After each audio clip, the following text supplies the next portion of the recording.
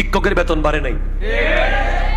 গোষ্ঠের দাম বেড়েছে, ওষুধের দাম বেড়েছে, গাড়ির ভাড়া বেড়েছে, বাসা ভাড়া বেড়েছে, গ্যাস বিল বেড়েছে, বিদ্যুৎ বিল বেড়েছে।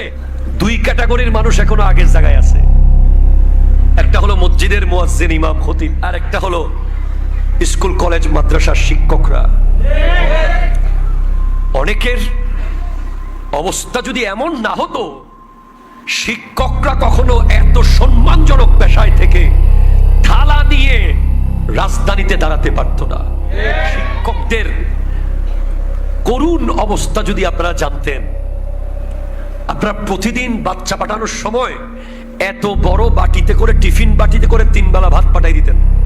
এক একজন শিক্ষকের করুণ অবস্থা, যেখানে রাষ্ট্র পতিতাদেরকে টাকা দেয়, আইন পাশ করে পতিতাদের জন্য টাকা বরাদ্দ দেওয়ার কথা রাষ্ট্র ভাবতে পারে, সেখানে শিক্ষকদেরকে তো স্বর্ণের পালং দেওয়া দরকার। হাত তুলে বলেন ঠিক কিনা বলেন। যারা জাতি গঠন করবে, যারা জাতিকে প্রতিদিন যারা বানাবে, বাবা মা একবার জন্ম দেয়, ওই সন্তানকে শিক্ষক আরেকবার জন্ম দেয়। প্রত্যেকটা আদর্শ ব্যক্তির পেছনে শিক্ষকের অবদান আছে।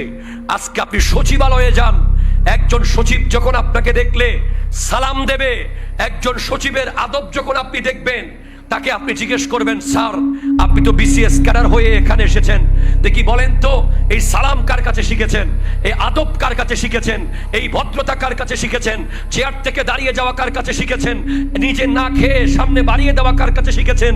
বলবে আমি অক্সফোর্ড থেকে শিখি নাই, আমি ক্যামব্রিজ থেকে শিখি নাই, আমি ওই প্রাইমারি স্কুলের স্যারের কাছ থেকে শিখেছিলাম। যারা আসলেই ভদ্র নম্র, যারা আসলেই সভ্য, এই সভ্যতার বীজ বপন করে প্রাইমারি ইবতেদায়ী শিক্ষকরা, মক্তবের শিক্ষকরা। এরপরে সেখান থেকে সেই বীজকে আস্তে আস্তে বড় করে দাখিল লেভেল, আলিম level, honours level, masters level. কিন্তু আজকের দিনে কি হচ্ছে? শিক্ষকদের জন্য রাষ্ট্র ভাবতে পারে না, সবার জন্য ভাবতে পারে। শিক্ষকদের রুহের বদদোয়া যদি পড়ে যায়, এ দেশ আর শান্ত হবে না। ঠিক কিনা কথা? হাত ধরে বলেন ঠিক কিনা বলেন। জাতি গড়ার কারিগর এই শিক্ষকরা আজ ঢাকার জমিনে বেশ কতদিন ধরে আন্দোলন করছে নিজেদের একটু জীবনকে উন্নত করার জন্য। শিক্ষকদের জীবন যদি উন্নত হয়, ছাত্রের লেখাপড়া উন্নত হবে। শিক্ষকরা কি চায়? শিক্ষকরা তেমন কিছুই চায় না। কোনো মতে দুবেলা দুমুঠো ভালোভাবে ভাত খেতে পারলে, একটু মন ভরে ছাত্রদেরকে পড়াইতে পারলে, শিক্ষকরা এর বেশি কিছু চায় না। কিন্তু এখন অন্ন, বস্ত্র, বাসস্থান এত এত বেশি কস্টলি হয়ে গেছে যে শিক্ষকদের পক্ষে খুব কঠিন হয়ে যাচ্ছে সারভাইভ করা।